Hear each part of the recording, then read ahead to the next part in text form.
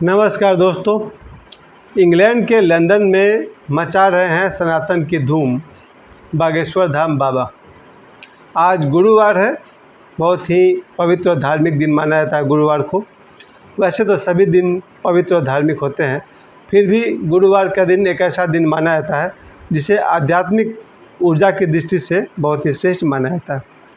तो आज हम लोग गुरुवार के दिन बात करेंगे कि 22 जुलाई से लेकर 28 जुलाई तक इंग्लैंड में लंदन में बागेश्वर धाम सरकार का कार्यक्रम चल रहा है और वहाँ पर इंग्लैंड में वो सनातन धर्म का धूम मचा रहे हैं, सनातन धर्म का ध्वजा लहरा रहे हैं। और बहुत ही खुशी की बात है कि आज शाम लगभग 5 बजे के आसपास कहा जाए, 3 घंटा पहले इंग्लैंड के जो राजा हैं प्रिंस चार्ल्स के रिप्रेजेंटेटिव साइमन ओवेंस भी चीफ गेस्ट के रूप में आए हुए हैं। मेरे लिए गर्व की बात यह है, एक तो प्रिंस चार्ल्स बहुत बड़े आदमी हैं, आप सभी जानते हैं उनको, और उनके रिप्रेजेंटेटिव हैं Simon Owens, mister Simon Owens. वो वहाँ चीफ गेस्ट हैं, जो वहाँ के पुलिस डिपार्टमेंट के सुपरिटेंडेंट भी हैं, बहुत ही ऊंचे पोस्ट पर हैं। अब देखने वाली बात यह है दोस्तों कि आज गुरुवार का दिन है और मैं आप सभी को याद दिला दूं कि बागेश्वर धाम सरकार पूरे विश्व में भारत का सिर ऊंचा कर रहे हैं। सनातन धर्म की जय जयकार हर तरफ हो रही है। लेकिन दूसरी तरफ मैं देख रहा हूं कि ओशो के शिष्य, और ओशो के कुछ शिष्य नहीं बल्कि बहुत सारे शिष्य, उन्हें ये हजम नहीं हो रही है कि बागेश्वर धाम सरकार दिन पर दिन उनकी पब्लिसिटी बढ़ रही है, उनका नाम बढ़ रहा है। 60 लाख से अधिक सब्सक्राइबर्स उनके यूट्यूब पर हैं, करोड़ों लोग उनके दर्शक हैं, करोड़ों लोग उनके प्रेमी हैं, उनके भक्त हैं। ये बात ओशो के ही शिष्यों को कुछ हजम नहीं हो रही है। पहले तो मैं इस बात को क्लियर कर दूं कि ओशो जहाँ की बात कर रहे हैं वो आध्यात्म की सबसे ऊंची सीढ़ी की बात कर रहे हैं, और बागेश्वर धाम जहाँ की बात कर रहे हैं वो आपके धर्म के जगत की शुरुआत की बात कर रहे हैं। अगर आप चाहें तो कह सकते हैं बागेश्वर धाम सरकार धर्म की शुरुआत की सीढ़ी है, और ओशो को आप कहेंगे तो अंतिम सीढ़ी है जहाँ ओशो ध्यान की बात करते हैं। लेकिन ये बात कहाँ लिखा हुआ है, यह बात ओशो ने कब कह दी कि ओशो के ध्यान विधि करने वाले बागेश्वर धाम सरकार को भी नहीं समझ पाए। मैं अपने तरफ से कहता हूँ कि ओशो के साथ आज मैं लगभग 30 साल से हूँ, 91 के आसपास से मैं ओशो के साथ हूँ, और 1997 से 1997 से मैं ओशो का ध्यान कर रहा हूँ। मेरा ओशो के सभी सन्यासियों से ये प्रश्न है कि ओशो ने जो हमें ध्यान विधि सिखाई है, आती जाती श्वास पर ध्यान दें, या ओशो कहते हैं कि 24 घंटे जो हमारे शरीर का जो एक्टिविटी है, पैर का उठना या हाथ का मूवमेंट, पूरे शरीर के मूवमेंट को के प्रति सजग और जागरूक रहना है। इन बातों में कहाँ आती है ये बात कि बागेश्वर धाम सरकार के खिलाफ बोलना है? कहीं भी तो नहीं है। अगर आप वास्तव में ओशो को समझते हैं तो आपकी पूरी ऊर्जा ध्यान की तरफ जानी चाहिए।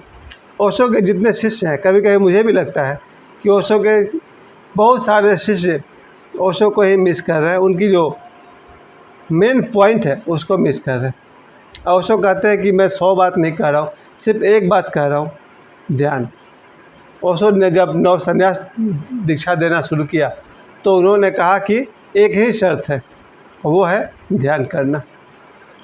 यार दोस्तों, ओशो कितना संक्षेप में, कितना छोटा सा 2 शब्द में अपनी बात को पूरी करते हैं, ध्यान करो, बी मेडिटेटिव। और ध्यान करो का बहुत लंबा चौड़ा अर्थ तो बहुत कुछ होता है, क्योंकि ध्यान करने की 112 विधियाँ ओशो ने बताई। चाहे आप विपश्यना की बात करें, चाहे आप कुंडलिनी ध्यान की बात करें या डायनेमिक मेडिटेशन की बात करें, वो आपके चॉइस पर डिपेंड करता है। कम से कम ओशो कहते हैं कि शांत होकर बैठ जाए और कुछ भी न करें, जिसको ओशो ने कहा है झा झेन, डू नथिंग। प्यारे दोस्तों, ओशो जिस ध्यान की बात कर रहे हैं, जिसमें हम सभी आंखें बंद करके पालथी मारकर बैठते हैं, आती जाती श्वास को देखते हैं, और सारा दिन 24 घंटा में जब तक हम जागे रहते हैं अपने शरीर की एक्टिविटी पर ध्यान देते हैं, इसमें ये बात कहाँ से आ गई कि बागेश्वर धाम सरकार के खिलाफ बोलना भी शुरू कर दें? उसकी कोई ज़रूरत है? कोई ज़रूरत नहीं है।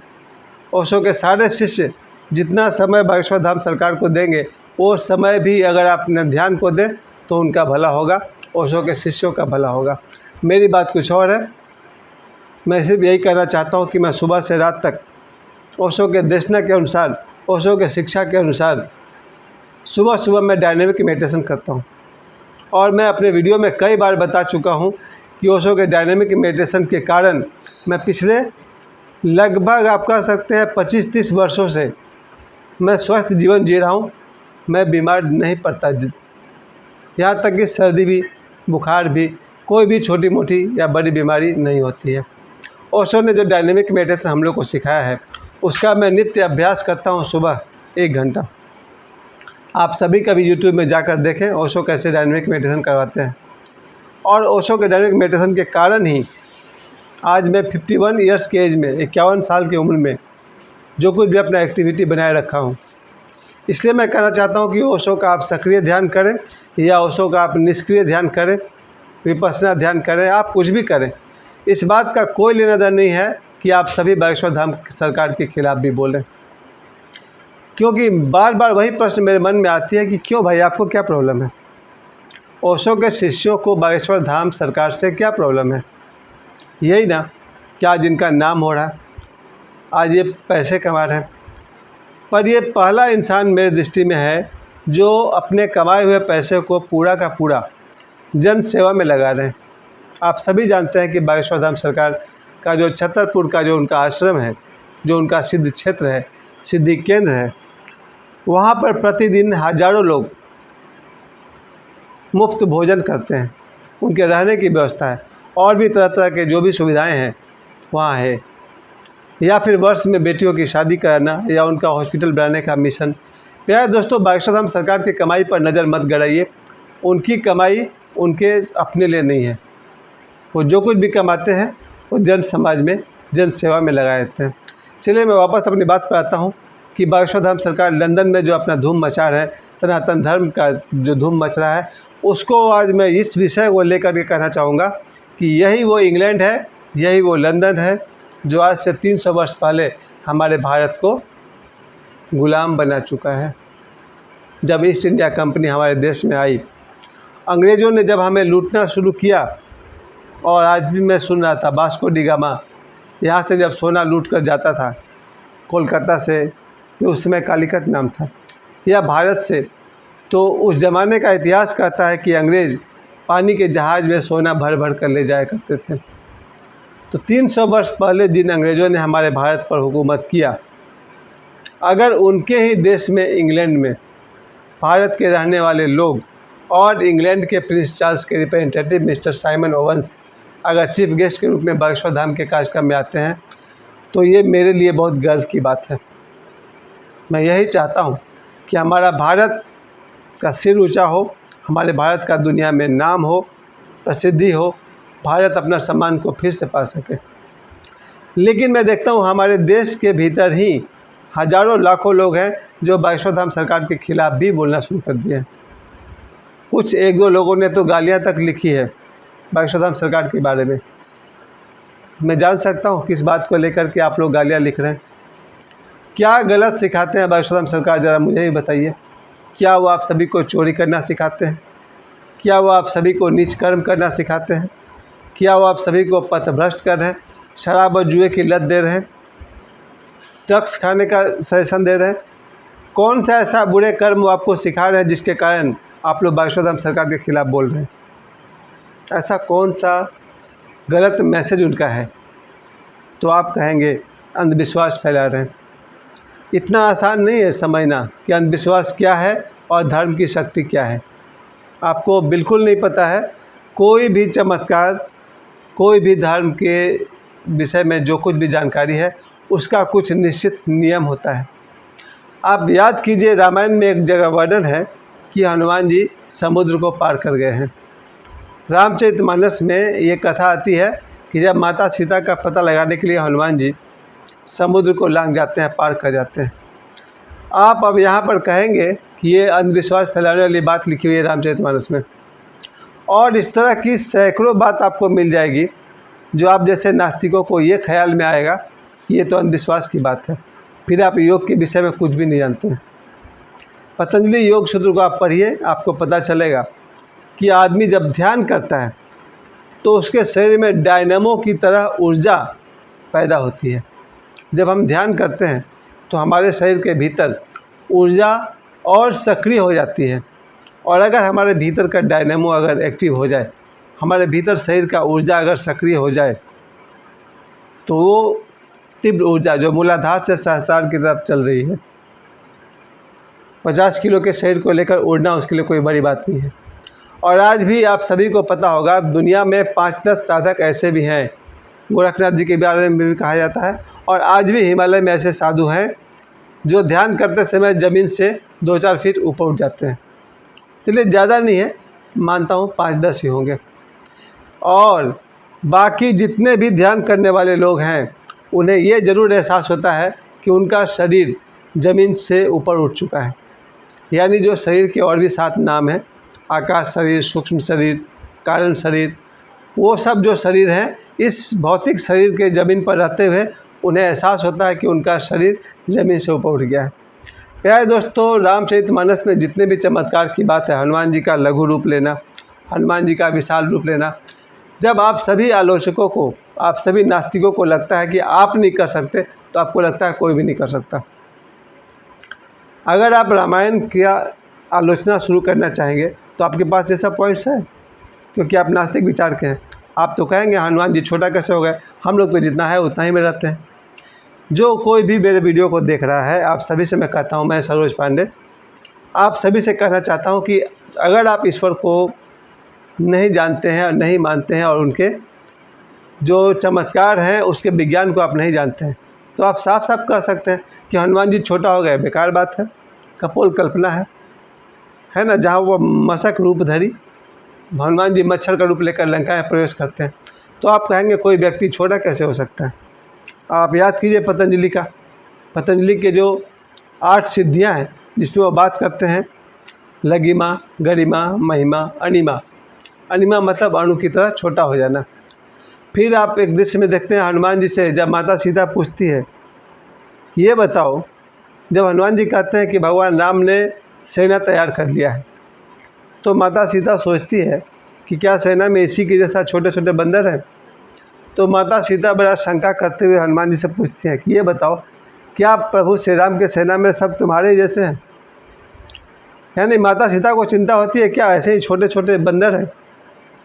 तब हनुमान जी माता सीता जी की मन की बात को जानते हुए कहते हैं कि नहीं माँ, आप मेरे बारे में चिंता मत करिए कि मैं देखने में छोटा सा हूँ, मैं बड़ा भी हो सकता हूँ। और हनुमान जी ने अपने विशाल रूप माता सीता को दिखाया और कहा कि मुझसे भी अधिक श्रेष्ठ और शक्तिशाली लोग वहाँ और हैं। यानी हनुमान जी की विनम्रता देखिए, हनुमान जी कहते हैं कि मुझसे भी अधिक शक्तिशाली और श्रेष्ठ योद्धा प्रभु श्री राम की सेना में और हैं। सुग्रीव है, अंगद हैं, जाम्बवान हैं, नल नील है, बहुत कोई है वहाँ पर। तो वापस आते हैं अपनी बात पर कि रामायण के अंदर में या महाभारत के अंदर में जितने भी सारे चमत्कार की बात है, उसका एक निश्चित नियम है, या तो आप जानते हैं या आप नहीं जानते हैं। लेकिन आप लोग बड़ा आसानी से कहते हैं कि बागेश्वर धाम सरकार अंधविश्वास फैला रहे हैं। बागेश्वर धाम सरकार क्या कर रहे हैं, एक तो खुली बात सबको पता है कि वो जहाँ कहीं भी उनका कार्यक्रम होता है, चाहे वो 3 दिन का कथा हो या 5 दिन की कथा हो, जहाँ एक बार फिर से हम सबको एहसास दिलाते हैं कि हम उस देश के वासी हैं जहाँ भगवान राम, हनुमान जी और कृष्ण भगवान जैसे दिव्य विभूति यहाँ पर रहते हैं। सशरीर न सही तो अशरीरी जरूर। ऐसे बागेश्वर धाम सरकार जब अपने कार्यक्रम में जब वो दिव्य दरबार लगाते हैं, तो उस दिव्य दरबार में हम सभी को ये प्रेरणा मिलती है कि अपने रोज़मर्रा के जीवन से ऊपर उठकर अगर हम सभी साधना करेंगे तो हमारे जीवन में भी हमारा कॉन्फिडेंस बढ़ेगा, हमारे जीवन से पाप और दुराचार कम होंगे, हमारा जीवन शुद्ध और पवित्र होगा।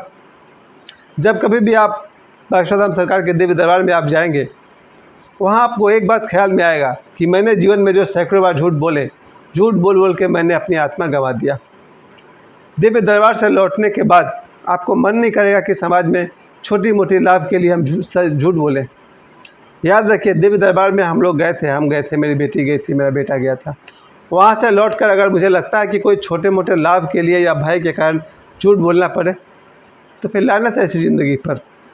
दिव्य दरबार से लौटने के बाद तो मन करता है कि बस साधना में जीवन लगा दें, कम से कम सुबह 1 घंटा ध्यान करें जो तरह की साधना बताते हैं बागेश्वर धाम जी, वो साधना करें और बाकी 23 घंटा आप संसार को दीजिए, रोजी रोटी कमाइए, समाज को अपना योगदान दीजिए, देश को अपना योगदान दीजिए। प्यारे दोस्तों, कुल मिलाकर मैं अपनी बात यही कहना चाहता हूँ कि आज भारत अपने सम्मान को फिर से पा रहा है। और मैं फिर से रिपीट कर दूँ, इंग्लैंड के लंदन में सनातन धर्म की धूम मच रही है बागेश्वर धाम सरकार के द्वारा। उनका कार्यक्रम कल 28 जुलाई तक है। मैं एक बार फिर से अपनी तरफ से बागेश्वर धाम सरकार को बहुत बहुत प्रणाम करता हूँ। पंडित धीरेन्द्र शास्त्री जी को बहुत बहुत प्रणाम करता हूँ। उन्होंने मुझे भी यह हिम्मत दी है, जीवन में ध्यान करना चाहिए, साधना करना चाहिए। और ओशो ने तो पिछले 30 वर्षों से हमें यही सिखाया है, अपने शरीर की एक्टिविटी पर ध्यान दीजिए, अपने मन के एक्टिविटी के साक्षी भाव में बने रहिए और आपके मन में जो भाव उठते हैं जिससे जीवन का निर्माण होता है, उन भावों के प्रति सजग रहना चाहिए। और समय निकालकर 1 घंटा तक, ओशो कहते हैं, कहीं आसान आसन में बैठ करके आँख मूंद करके बैठ जाइए और अपने मन को, उसके विचारों को साक्षी भाव से देखते रहिए। यही ध्यान है। ओशो मेरे परम गुरु हैं, उनको बहुत बहुत प्रणाम। और पंडित धीरेन्द्र शास्त्री मेरे दोनों बच्चों के गुरु हैं और मेरे लिए भी आचार्य और गुरु के समान है। मेरी तरफ से बहुत बहुत धन्यवाद, बहुत बहुत प्रणाम।